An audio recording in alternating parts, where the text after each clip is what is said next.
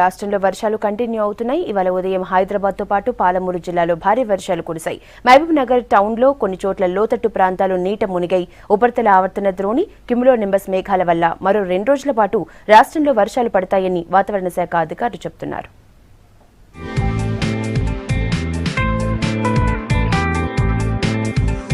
రాష్ట్రంలో దాదాపు వారం రోజులుగా ఎక్కడో అక్కడ వర్షాలు పడుతూనే ఉన్నాయి. హైదరాబాద్ సిటీతో పాటు జిల్లాల్లోనూ వానలు కురుస్తున్నాయి. విదర్భ నుంచి తెలంగాణ మీదుగా దక్షిణ తమిళనాడు వరకు స్థిరంగా అల్పపీడనం కొనసాగుతోంది. వీటికి క్యుములో నింబస్ మేఘాలు తోడయ్యాయి. దీని ప్రభావం ఎక్కువగా మన రాష్ట్రంపైనే ఉండటంతో వానలు పడుతున్నాయి.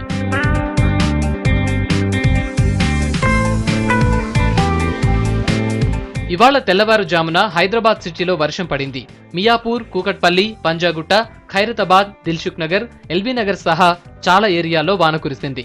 రోడ్డుపై వరద నీళ్లు ప్రవహించడంతో వాహనదారులు ఇబ్బందులు పడ్డారు.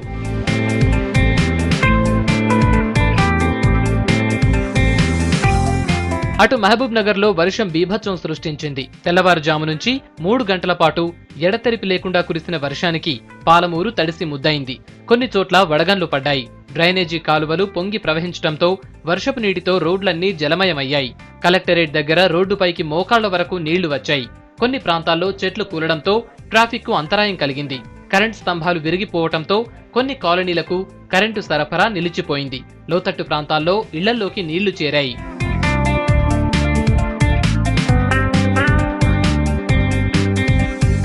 నల్లగొండ జిల్లా యాదగిరిగుట్ట మండలంలో గాలివాన బీభత్సం సృష్టించింది. రాత్రి వీచిన గాలి దుమారానికి వడగండ్ల వానకు మామిడి, సపోటా కాయలు నేలరాలాయి.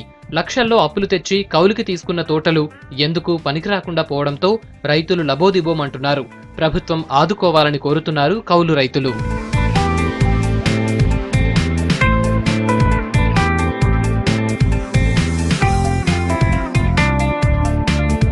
రాగల 48 గంటల్లో రాష్ట్రంలోని అన్ని జిల్లాల్లో ఈదురుగాలులు, ఉరుములు, మెరుపులతో కూడిన వర్షాలు, వడగళ్లు పడే అవకాశం ఉంది. ఈ వర్షాలతో రాష్ట్రంలో ఉష్ణోగ్రతలు బాగా తగ్గిపోయాయి. వేడిమి, ఉక్కపోత నుంచి జనం ఉపశమనం పొందుతున్నారు.